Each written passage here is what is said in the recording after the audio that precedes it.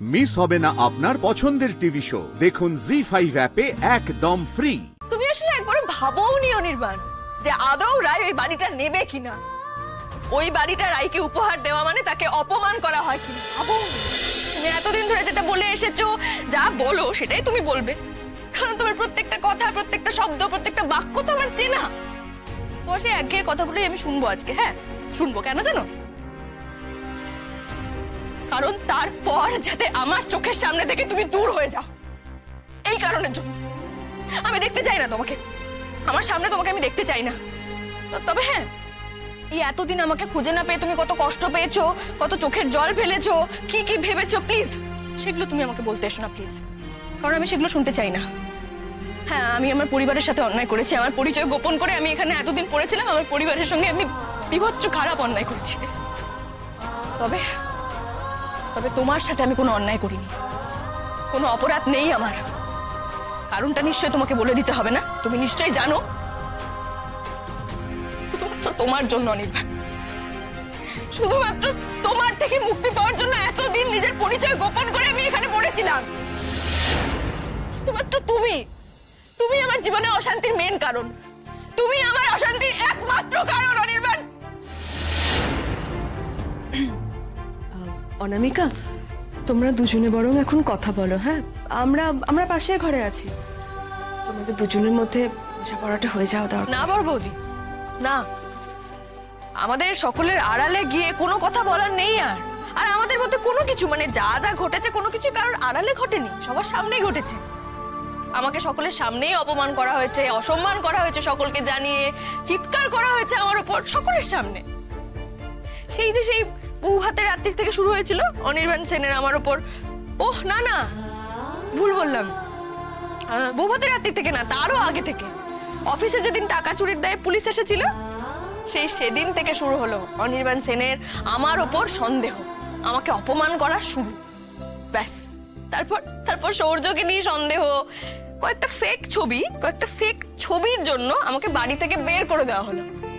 বলা হলো কি, যতক্ষণ আমি ওই বাড়িতে আছি ততক্ষণ ওই বাড়িতে উনি একদম ঢুকবেন না। কি অনির্বাণ সেন, চুপ করে আছো কেন? বলো, মিথ্যে বলছি আমি? ভুল কিছু বলছি? আর মজা দেখো, সেই বাড়িটাই কিনা আমাকে গিফট করা হয়েছে, আমাকে উপহার দিয়েছে সেই বাড়িটা। কি বলে জানো এটাকে? ধ্যাসটামো বলে, ধ্যাসটামো। হ্যাঁ, আমি নাকি প্রেগনেন্ট, আমার বাচ্চার বাবাকে আমি কি করে প্রেগনেন্ট হলাম, এই সব কিছু সন্দেহে আবার আমাকে জর্জরিত করা হলো, আবার আমাকে বাড়ি ছাড়া করা হলো সবার সামনে, প্রত্যেকের সামনে। আর সেই বাড়িটাই আজকে আমাকে গিফট করা হয়েছে। অপূর্ব। অনির্বাণ, তুমি একটা কথা জানো? তোমার এই গিফট করার জন্য আমার জীবনে এতগুলো বিপর্যয় নেমে এসেছে। হ্যাঁ, আমাকে কিডন্যাপ করা হয়েছে, আমার সামনে পিস্তল ধরা হয়েছে, আমি রাস্তার মৃত মানুষের মতো পড়েছিলাম, সবকিছু হয়েছে। শুধু কি হলো না জানো? একটা সুস্থ স্বাভাবিক জীবন বাঁচতে চেয়েছিলাম আমি, সেই বাচ্চাটাই আমার আর হলো না। সেই ইচ্ছাটা মরে গেল আমার। আচ্ছা, আমি তো চলে যাচ্ছিলাম, বলো, আমি একটা চাকরি নিয়ে পাহাড়ে চলে যাচ্ছিলাম, আমি ওখানে গিয়ে নিজের মতো করে নতুন করে জীবনটা শুরু করতে চাইছিলাম, কিন্তু না, সেটাও করতে দেওয়া হলো না আমাকে, সেটাও করতে দেওয়া হলো না। তার মানে কি, আমার সবকিছু তছনছ করে দিল, আমার জীবনটা আবার তছনছ করে দিল, শেষ করে দিল সবকিছু। কেন কেন অনির্বাণ, কেন? উত্তর দাও, কেন? হ্যাঁ, আমি মানছি, আমাকে কিডন্যাপ কে করেছিল? আমার নিজের মায়ের পেটের বোন নীলু আর কোয়েল দুজনে মিলে কিডন্যাপের প্ল্যান করেছিল, আমাকে মেরেও ফেলতে চেয়েছিল, আমি জানি। কিন্তু সেটা কিসের জন্য জানো? তোমার ওই বাড়ির জন্য, তোমার দেওয়া আমাকে দয়ার উপহার, তার জন্য। কি দরকার ছিল? হ্যাঁ, হঠাৎ করে মাথায় তোমার এই বুদ্ধিটা কেন এলো যে রায়কে আমার এই কোটি টাকার বাড়ি আমি গিফট করে দিই? কি ভেবেছিল তুমি? কিছু একটা খয়রাতি দিয়ে দিলেই হলো? রায় তো, আরে বাবা, এত বড় একটা বাড়ি দিয়ে দিলেও সবকিছু ভুলে যাবে। তোমার দেওয়া প্রত্যেকটা ক্ষত ওই হাতের টোকা দিয়ে সই করা একটা দানপত্র দিয়ে দিলে মুছে ফেলা যাবে নাকি? সেটাই ভেবেছিলে তুমি, তাই না? ভুল ভেবেছিলে তুমি। তোমার এত বড় স্পর্ধা কি করে হলো অনির্বাণ সেন? তুমি আমার পারমিশন না নিয়ে এত কোটি টাকার বাড়ি আমাকে দিতে আসো? কি করে স্পর্ধা হলো তোমার?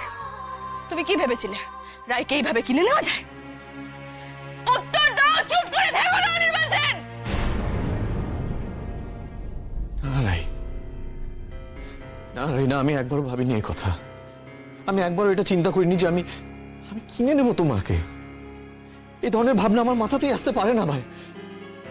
তাই আমার নিজের উপর ঘেন্না হচ্ছিল আমার নিজের উপর।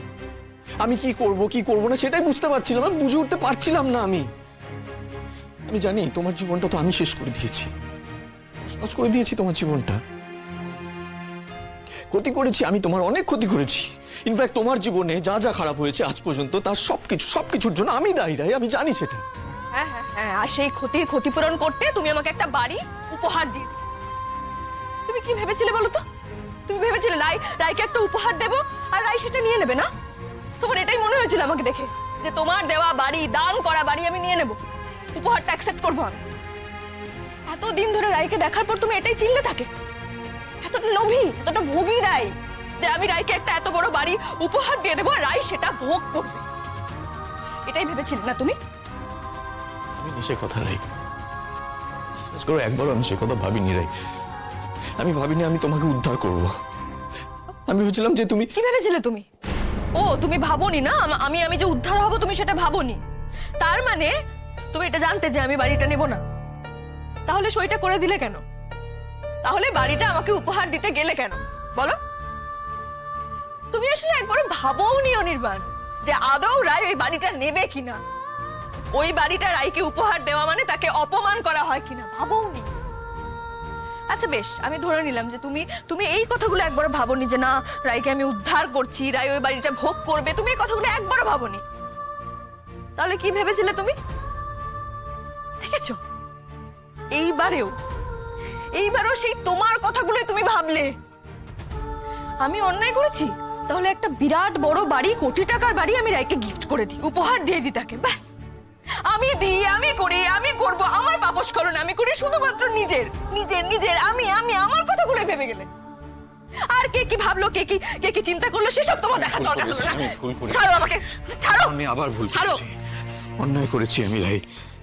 কি করবো বলো, আমি অতটা তলিয়ে ভাবিনি রাই, অতটা তলিয়ে ভাবতে পারি না আমি। হয়তো ঈশ্বর আমাকে সেই ক্ষমতা দেয়নি ভাবার মতো।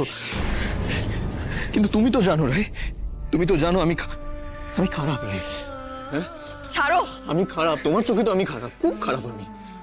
কিন্তু আমি যতটাই খারাপ হই রাই, তুমি তো এতটুকু জানো যে তোমার ব্যাপারে খারাপ আমি কোনোদিনও ভাবিনি। তোমার খারাপ হোক এটা আমি কোনোদিনও চাই না, চাইতেও পারি না। আমি ইনফ্যাক্ট স্বপ্নেও এটা ভাবতে পারি না রাই। জি5 ডাউনলোড করুন আর সব এপিসোড দেখুন একদম ফ্রি।